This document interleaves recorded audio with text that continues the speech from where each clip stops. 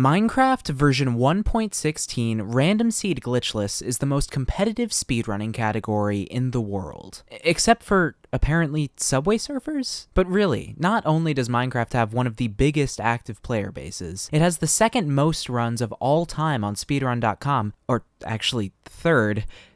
What? This means that not only does the game have a lot of active speedrunners, but it also has a ton of optimization and scrutiny historically, meaning the bar is higher for Minecraft speedrunners than for almost any other game. And 1.16 RSG is undoubtedly the biggest category in Minecraft speedrunning. For a while, world records were happening in this category left and right, with people finding new innovations and ways to optimize your chances of getting a world record seemingly every day. Less than 2 months after the category came out, the first sub-20-minute run happened. Less than 2 months after that, the 15-minute barrier was broken. And after a frenzy of 7 world records in a 2-month span in early 2021, the 10-minute barrier was broken, with a runner called Brentilda beating the game in 9 minutes and 36 seconds. This run was a massive leap forward, and 15 months later, as of July 2022, only 1 new world record had happened, and the 9-minute barrier was still intact. But in the early morning of July 30th, that changed, as a runner called Sagi not only shattered that barrier, but did it with one of the most intense, exciting, and downright inspiring world records I've ever seen. This is the story of the new fastest speedrun in Minecraft RSG history. This is Sagi's 836.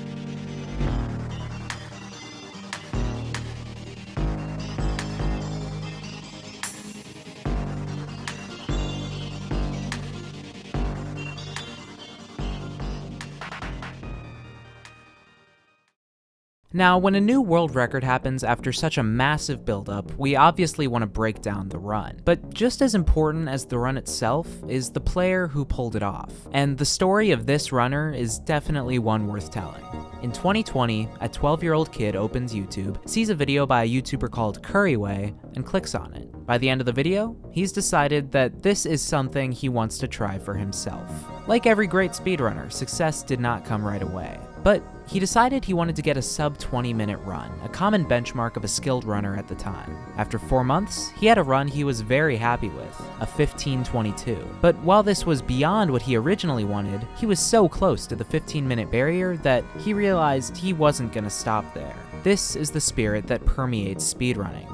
The need to prove to yourself that you can push yourself just a little bit further, and that once you beat your goal, all that means is that you need a new goal. And Sagi wasn't just gonna push himself a little bit further. At this point, Sagi got invited to a Discord server for Israeli Minecraft speedrunners, something that he credits with helping him massively in getting to where he is today. Eric the Goose, the one who originally invited Sagi to the server. Calnot, who helped Sagi set up the wall, which is a strategy that allows players to reset worlds extremely efficiently, giving them better odds of finding the seed that will carry them to their goal. Arachi, the former Israeli world record holder and one of Sagi's closest online friends. In particular, Sagi credits Arachi for teaching him a lot about the game, and emphasizes that he couldn't have gotten to where he is without him. But all of these people, Sagi credits for helping shape his journey to the world record. At this point, it was time to keep grinding runs. First, a 10-second PB of 15:12. Then, Sagi broke through 2-minute barriers with a 13:29, which put him in 3rd place on the Israeli leaderboard. For the moment, Sagi felt satisfied, and thought he might be done with Minecraft speedrunning. But when he got bumped to 5th place, he knew he had more to prove. He saw himself as a very skilled runner, and wanted to get the time that he believed would reflect that. After 3.5 more months, he got a 12:27, putting him back in the top 3.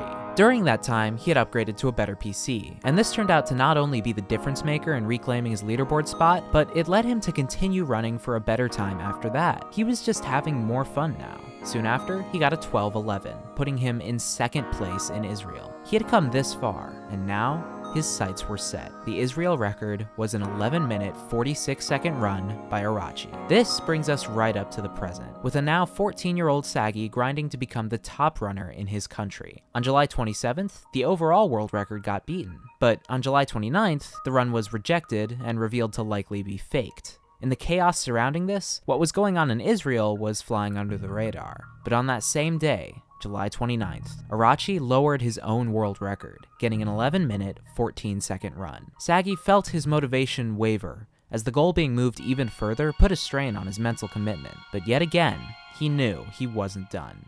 And mere hours later, in the early hours of July 30th, Sagi would do something that not only satisfied everything he had been pushing for over a year, he did something far, far bigger. Something he wasn't expecting. This is the run where Sagi made history. Sagi is resetting 9 worlds simultaneously thanks to his beefy computer, and eventually checks out an island spawn and quickly spots a shipwreck. The shipwreck will most likely give him the iron and food he needs for the run, and he'll be able to collect wood there too. So what to many players would look like a terrible spawn, a tiny island with nothing on it, is good enough for Sagi to play here. He swims to the shipwreck, loots the chests to get iron and gold tools and plenty of bread, then gathers some wood, crafts a boat, and he's on his way out just a minute into the run. After mining gravel until he gets a piece of flints to make a flint and steel, he quickly spots what he's looking for, an underwater magma ravine, where he'll use his bucket to build a nether portal and enter the nether, which he does at 1 minute and 47 seconds. 8 seconds later than Cube 1337X did in his former world record. However, it's 15 seconds slower than Arachi entered the nether in his former Israeli record. And remember, this is the record Sagi is trying to beat. Anything else he might happen to accomplish is icing. As he enters the nether, Sagi uses the entity counter on the F3 screen to find a high concentration of entities, which suggests the presence of a bastion. Because the entities load quickly, it means the bastion is nearby. So, Sagi heads in the direction of the entity spike. He gathers some more wood along the way, and actually loses a fair bit of time here to the bastion not being super easy to get to, as he doesn't get to it until just under 3 minutes. This is about the same pace as Cube 1337X, but it's actually over a minute slower than Arachi, who spawned right next to his bastion. Of course, this time can be made up in other parts of the run, as we're going to see. Sagi is at the top of a housing bastion, so he's going to do the top-down manhunt route. The way this works is that Sagi breaks these chests at the top of the bastion, causing the piglins there to aggro onto him and follow him as he descends this staircase. He breaks these blocks to allow more piglins to easily follow him, then blocks himself into this hole and digs down. The piglins will follow him here, but won't be able to kill him, and they're about to fall into a hole Sagi digs. He mines the hidden gold blocks under the floor, and is now able to trade gold with piglins incredibly quickly, due to how many are stuck in one place. Every bastion route has a similar structure to this, but top-down manhunt is one of the fastest routes of any bastion.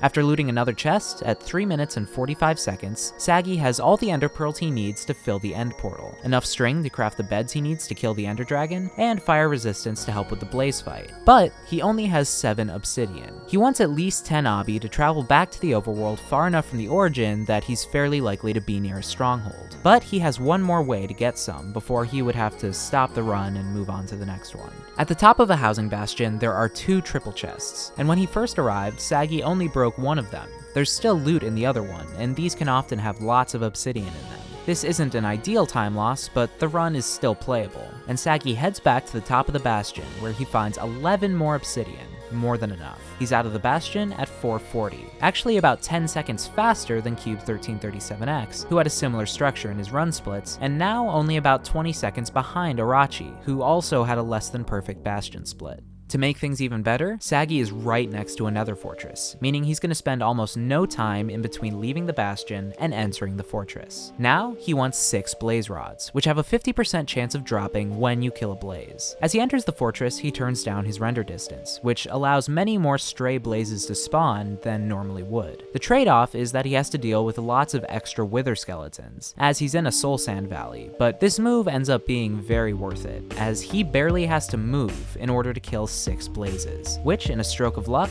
all drop blaze rods, which has a 1 in 64 chance of happening. The next stage of the run is returning to the overworld, finding the stronghold, and traveling to it. And the most common meta in top runs nowadays is double travel, where runners get at least 20 obsidian from the bastion, build 1 portal and return to the overworld, and throw Eyes of Ender and measure the angle they travel at. Then, they input these measurements into Ninja Brain Bot, which will calculate the location of the stronghold, return to the nether, where 1 block corresponds to 8 blocks in the overworld, travel to the coordinates that correspond with the overworld location of the stronghold, then travel back into the overworld and hope that terrain generation allows them to be placed in the stronghold, skipping the step of triangulating it and digging down to get into it. However, Sagi only has 18 obsidian, meaning he's gonna have to use the arcane method of blind travel, building the nether portal at coordinates that have a solid chance of being near a stronghold, then using Eyes of Ender to travel to the stronghold in the overworld, where travel is much slower. However, what helps is that Sagi is on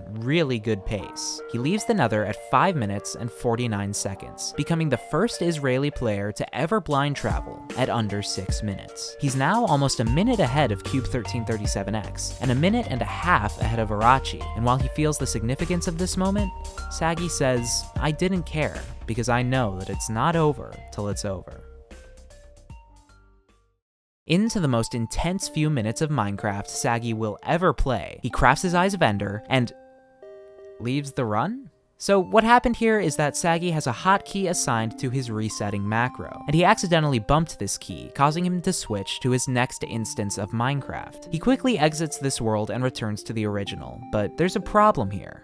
This is technically against the rules. While runners can play with multiple instances, playing the game in any other instance invalidates the current run. Now, Sagi didn't really play this instance. He immediately paused and exited it, but either way, what he did is technically illegal. If Sagi could thoroughly prove the innocence of his run and the mods had no reason to suspect any cheating, this would leave them with a difficult decision. Verify a run, which is by all means the fastest run ever pulled off, and which the vast majority of people will see as the world record, while also weakening the integrity of the leaderboard rules. Or reject a run that earned the world record in order to send a message about the importance of following these leaderboard rules. No matter which they choose, they were gonna make some people upset. Given that Sagi did go on to prove his run innocent and legitimate, let us know in the comments what you think the mods should have done. What ended up happening is that, in keeping with decisions they've made in the past, they did end up verifying Sagi's run, and it now sits atop the leaderboard as the official world record. But at the time, Sagi had no idea if he had just inadvertently killed the legitimacy of the best run he had ever been on.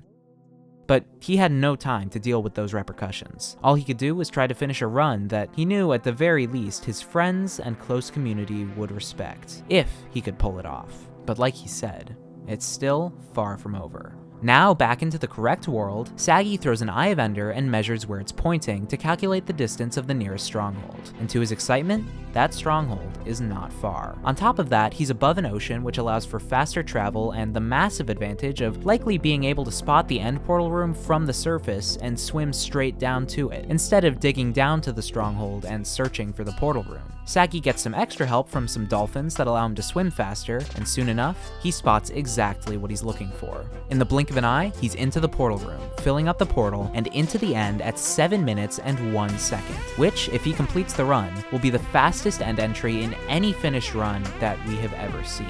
On the one hand, he's 47 seconds ahead of Cube 1337X, giving him a very real shot at one of the most competitive world records in all of gaming, as long as the End Dragon cooperates and gives him good RNG. On the other hand, he's a whopping 2 minutes and 50 seconds ahead of Arachi, meaning that even with terrible luck, if he can manage to pull off this end fight without dying, he'll have the record that has been his true goal this whole time. The Israeli record. Either way, these next couple of minutes are going to determine his legacy in Minecraft speedrunning. Sagi digs up to the surface of the end, ender pearls to the middle, and places the obsidian which he'll need to one-cycle the dragon. He turns, places a crafting table, and crafts 5 beds, an amount that can let him be pretty confident he'll complete this dragon fight. He runs further from the fountain, and all he can do now is hope that the dragon indulges him and perches in the middle of the island. And after about 30 seconds, Sagi sees the dragon's head snap towards the middle, meaning it's about to perch. He immediately hurls an ender pearl in the direction of the fountain, about 20 blocks past the fountain. Suddenly, what seemed like a sure victory is in jeopardy. He has to scramble back into the fountain, and in what will suddenly be a very difficult maneuver to time, deal critical damage to the dragon before it gets too low to the ground. Everything Sagi has accomplished in Minecraft speedrunning has led up to this. All of his goals, all of his hard work, and that rare bit of luck that's brought him to a position so few runners ever get to. It all comes down to the next few seconds, with everything on the line. This is Sagi's moment.